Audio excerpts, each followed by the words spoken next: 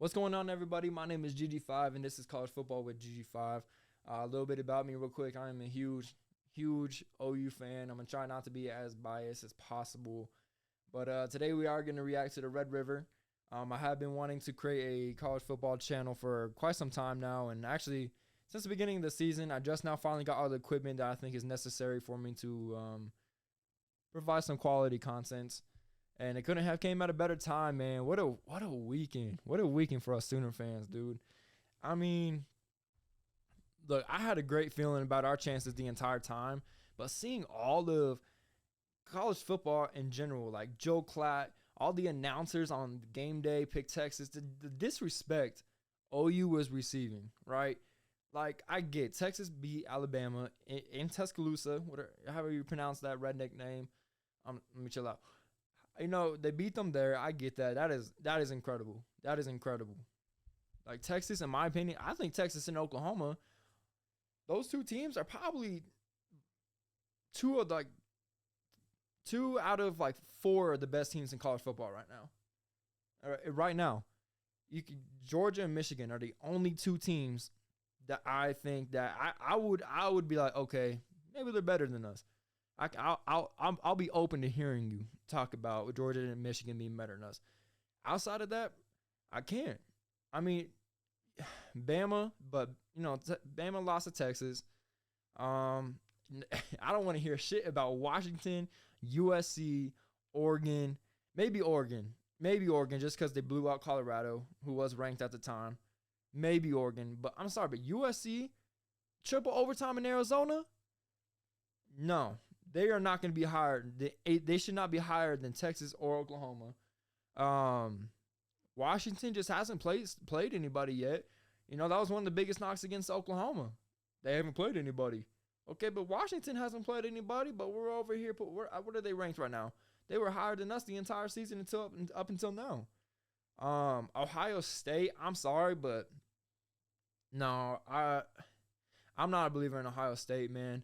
The win against Notre Dame after this past weekend when they lost to Louisville, it doesn't look the same. I'm not a believer in Ohio State. It looks like they're starting to get it going. Maybe. I mean, they were down to Maryland, right, for a little bit. No. I think Oklahoma's offense is better than Ohio State's offense this year. I do. You're just biased. But I'm being serious. I think we're more efficient. I can see an argument for Ohio State's offense being better. I think Oklahoma didn't really get the ball rolling up until the last 2 weeks, so I can see an argument for that. Defense, though, our defense, if not the best defense in the nation, maybe top three. Texas defense too. They're up there. But I don't know. I'm getting off track. There's some things that I took away from this game that there's maybe very few things where I was like, oh, we need to work on that. But I'm sure the coaches are working on it. They know more about it than I do. I'm just watching the game, so I'll share what I noticed. I'm not really criticizing the teams, but I'll just share what I noticed. The biggest thing for me this week though was the offensive line. I think the offensive line won us this game, and I know the defense did amazing. Defense did fantastic. And I'm not mad if you say defense won us the game. But why I say the offensive line is Texas's defensive line, they're fucking scary, dude. What do they have? Sweat. They have Murphy. They even had Hill, the freshman. Dude, they have some dogs on that side of the ball. And Dylan Gabriel got sacked only once. And I feel like he had all the time in the world at most of the game back there. Our offensive line did fucking amazing. And I will say, before this week, I was nervous about the offensive line. I didn't know how they would do. But oh my God, they shocked me. And we even had an offensive lineman go down. I can't pronounce his name. Mortar. I'm sorry, I'm not even going to try it. He went down. I hope he's all right. That was a big blow. And we still took care of business. That last drive, a minute 17 seconds, DG had time in that backfield. He was stepping into his throws. That was a confident ass team who was down by 3 with a minute and 17, got on that field. That was a confident ass team. That was a team who believed that, okay, yeah, we're about to win the game right here. Sure enough, they did. But let me get into it before I get off topic. Or before I rant too much. Now, I'm going to rant real quick. Dylan Gabriel, I think needs to be above Drake May, Caleb Williams, Michael Penix. Maybe Michael Penix I can see an argument for of not being a top. Dylan Gabriel needs to be either number 1 or number 2 in the Heisman race right now. And that might be biased. That might be biased. But the reason I say that is because before this week, I wouldn't have said that. Before this week, I wouldn't have said that.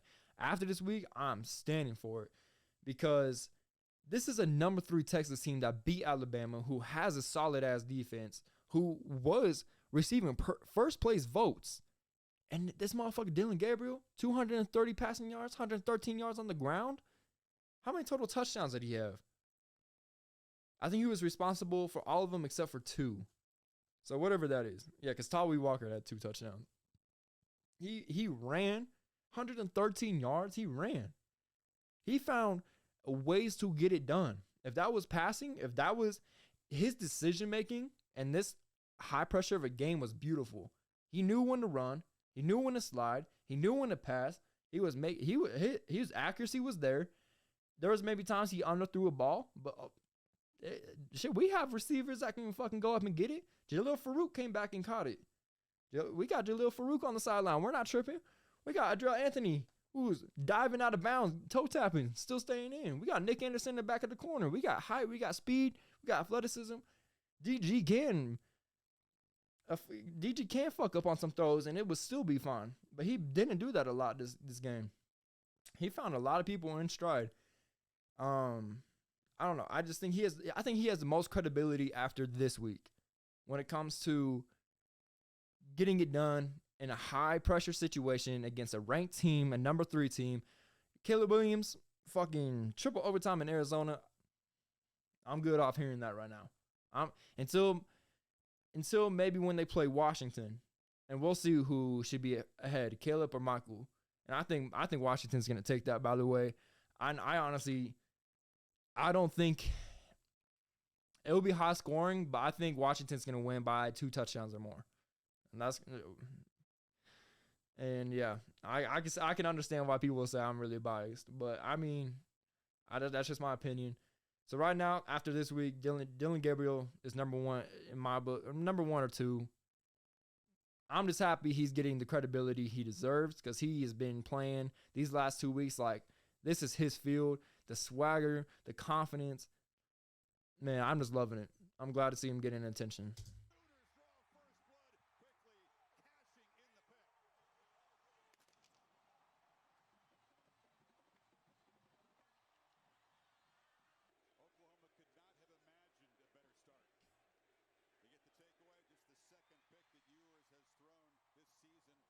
Oh yeah, I'm trying to think of some things I didn't like. Or I was like, damn, we need to work on that. The only things that can come to my mind right now is the special teams, and everybody knows that. Like, Schmidt better be practicing these next 2 weeks after missing a field goal to put us up, to get us to 30 points. I think we would have been up by like 13 points, I think.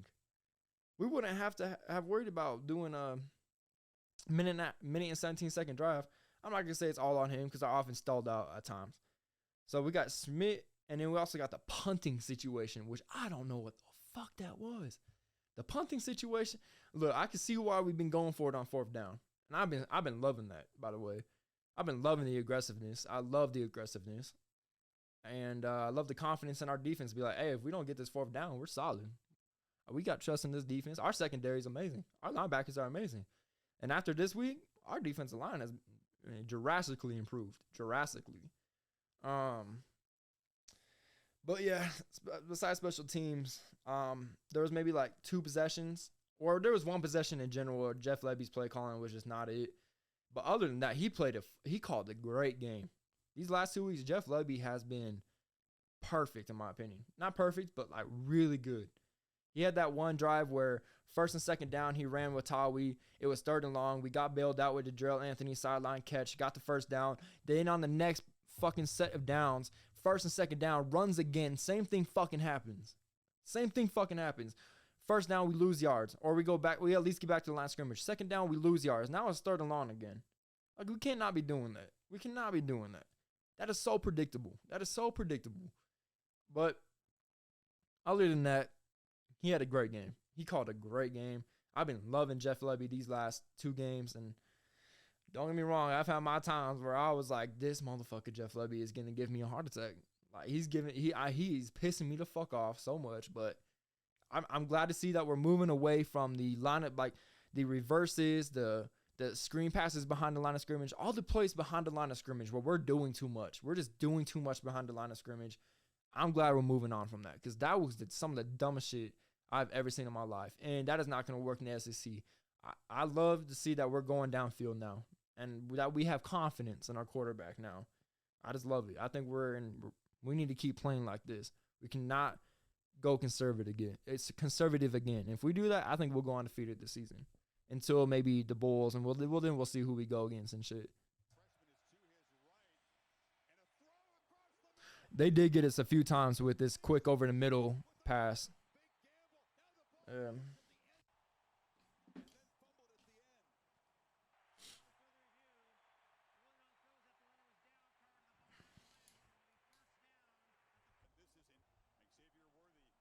Yep, here goes the special team shit.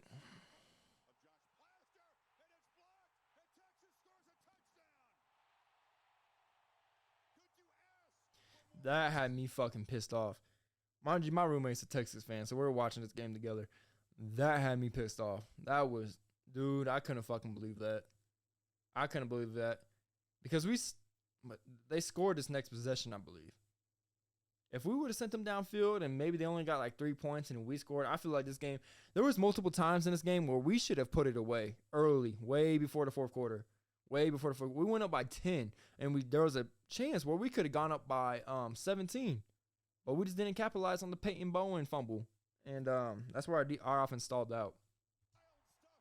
There was multiple times we should have ran away with this, but we got it done. Hey, we got it done.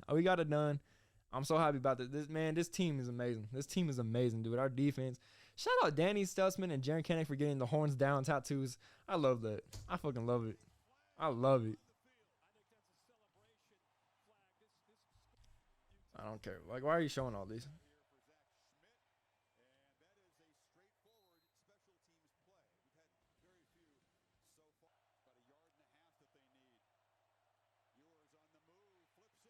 Shit.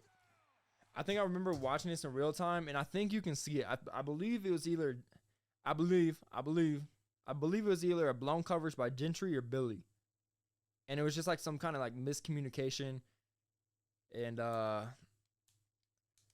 but the only reason I'm saying this is the response by the defense was amazing. That didn't happen again. That did not happen again. And this is a young defense that we have out there. And for it to get fixed after one drive, I mean, our red zone defense was immaculate after this point. So I love seeing the response, because football is an imperfect game. You're going to have slip-ups, and it's just about how you respond. And I think that's what BV has been pounding into these guys' head, and you can see it, man. You can see it, and shit, it's even rubbing off on the fans, dude. I'm talking like Brent Venables now. I'll rant just like he does. I'll rant.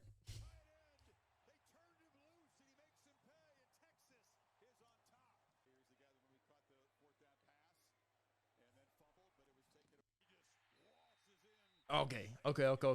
For the past like 2 years, I've been so excited and like itching to see Marcus Major finally become our running back number 1. And don't get me wrong, he's good. I had such high hopes for I still do. And I think Marcus Major is a good running back. I was saying shit like, I think Marcus Major is gonna be kind of like a Joe Mixon, like strong, agile, super quick. And shit, he's really strong. Oh, yeah, that motherfucker's a powerhouse. But this is no knock to Marcus Major at all. I think he's still a great running back. But Tawi Walker came into the season surprising the fuck out of me, dude. Like, Honestly, I didn't even know about Tawi until the spring game, and I was like, wait, who is that again? And I looked into him, and then I started finding videos of him, and like I like Tawi Walker so much. He's humble. He's respectable. He has his kid. He's carrying his son through the Walker Champions. I love you. I love Tawi, man. I love Tawi. Man, I hope he. That's one of the guys where he better go to the next level. He better go to the next level.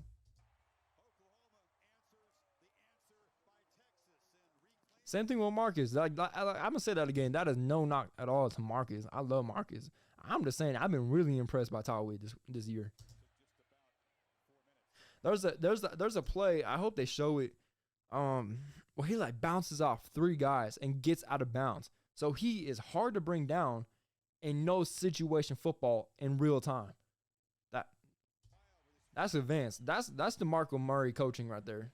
And my bad. DeMarco Murray deserves every penny he's asking for because I think he's the centerpiece of the offensive side of recruiting.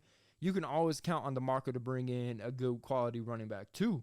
At that, like we got Taylor Tatum coming up next. I'm excited for that. We have Dalen Smothers, Hollywood. I'm excited to see him. I seen his high school highlights. I'm gonna start reacting to those too. And that could, oh my, I'm excited. Then of course we got Javante Barnes and you got Gavin Sawchuk from my town. I'm from Colorado. We got Gavin Sawchuk coming from Colorado. I'm excited to see what he can do, man. Coming out of Valley Christian, same school as Christian McCaffrey. I believe Christian McCaffrey's dad was the football coach at Valor where Gavin played. And I remember hearing about him too when I was in high school. We're about the same age. So I'm excited to see what he can do. Seeing somebody from Colorado live out my dreams.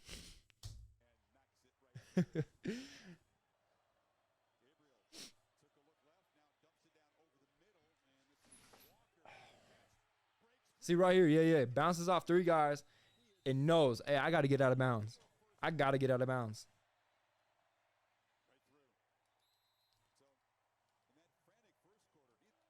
And that was, see, we had two times in 2 minute football, halftime in the fourth quarter, where we marched down the field and put up points on the board.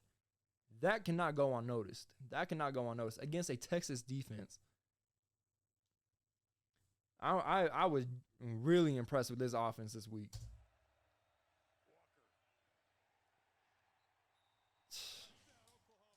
I actually didn't even see that touchdown. I went to Raising Cane's at halftime to go get some food, and they took forever. I was pissed when I came back, and it was 8 minutes on the clock left, bro. I was so pissed off. So I didn't see this. So there goes Tawi again, fucking bulldozing motherfuckers over. Love it.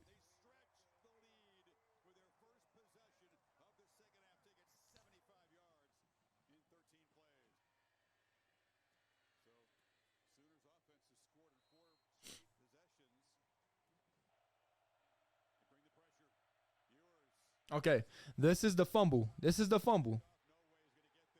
Oh my God, Peyton Bowen. We got Peyton Bowen is something, dude. We're gonna have a minimum 2 more years with him and Gentry.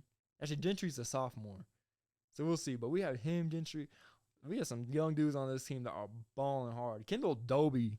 I got to give a shout out to Kendall Doby. He has came into this season that I didn't know much about, and shit, all I gotta say is I know about Kendall Doby now.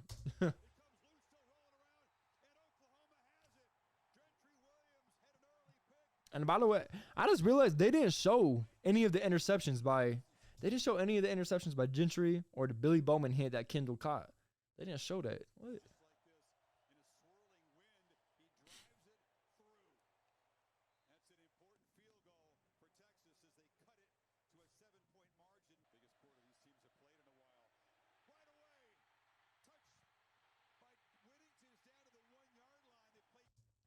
If there's anything positive I can take away out of that, because they did hit us a few times with those quick over the middle passes. The positive I can take out of this, and I believe this is the goal line stand too, that even if he breaks one tackle, there's always like three Sooners around him. And it's usually Billy, it's usually Danny, Jaron. Is that Ethan Downs all the way down here? What does he do? He had a monster game too, by the way. But what is he doing all the way down there? That's hustle.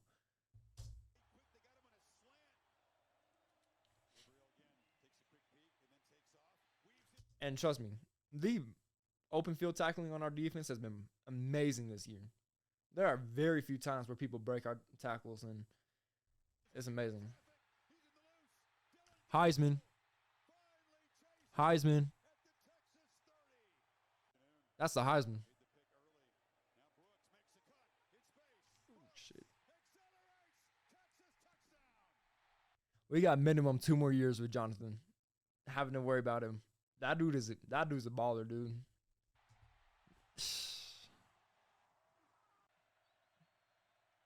I don't like talking positively about Texas either. But you have to give Cooks credit, man. You have to.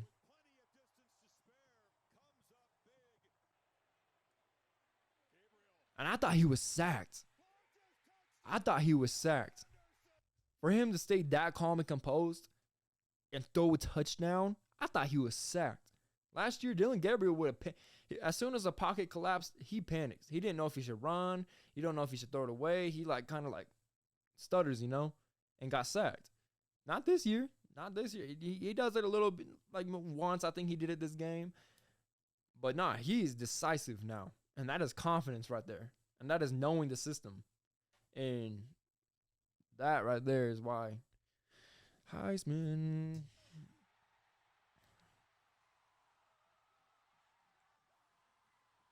Okay, yeah. All right. Nick Anderson, dude. Dude, our receiving core is going to be crazy for a little bit because we got Nick Anderson, Jaden Gibson. I think Adrell is a junior this year. So I hope he recovers quick, man. I haven't heard anything about that yet. We also have Gavin, who's now a sophomore. Drake's a senior, final year. That's all I can think of. We also have LV. I haven't seen much. We have Brendan Thompson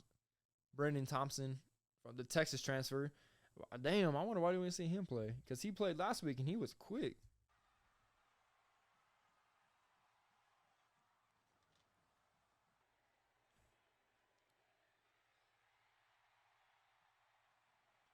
Man, all right, man. There you go. Then Texas obviously doesn't convert on Hail Mary.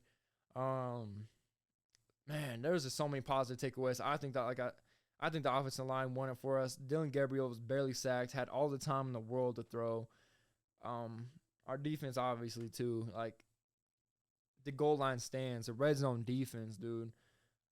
I don't know, it was amazing. And the fact that A.D. Mitchell, the Georgia transfer, I think he only had 3 receptions for 30 yards, and that was it. Xavier Worthy had the number 13 guy. I think they had both 100 receptions. I didn't see much from Jatavion Sanders. I don't think so. Cook obviously had over 100 yards. I think another thing, if you're going to take away anything too, it's that Quint Ewers broke a school record for the most consecutive passes made. And I think at the end, after the 2 interceptions, I think he went 32 for 38. That's crazy. That's crazy. So maybe that's something we got to look into. I don't know. I believe in the coaches. I'm just a fan. I'm just noticing things.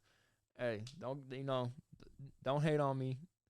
But I don't know. Great game. I'm just let's just enjoy this W. Let's just enjoy this win.